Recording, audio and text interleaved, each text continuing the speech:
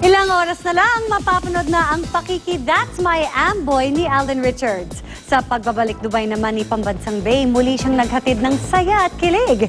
Makichika kay Aubrey Caramel. Nasa Dubai na ngayon si Alden Richards para sa GMA Pinoy TV Kapusong Pinoy Show sa Al Nasser Leisure Land sa March 10. Sa airport pa lang ay sinalubong na ang Pambansang Bay ng Aldab Nation Dubai Chapter.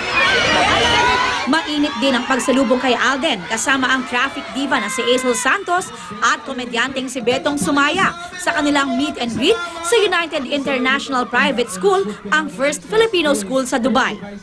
Bumisita rin sina Alden, Aisel, Betong at ang Kapusong Pinoy Dubai team kay Consul General Paul Cortez at kanyang pamilya.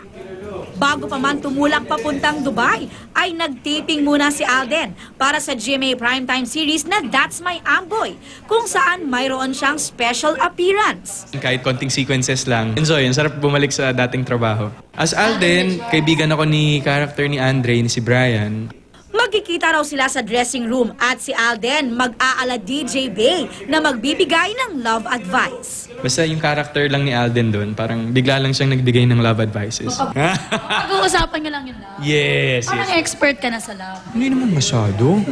Aubrey Carampel, updated sa Showbiz Happenings.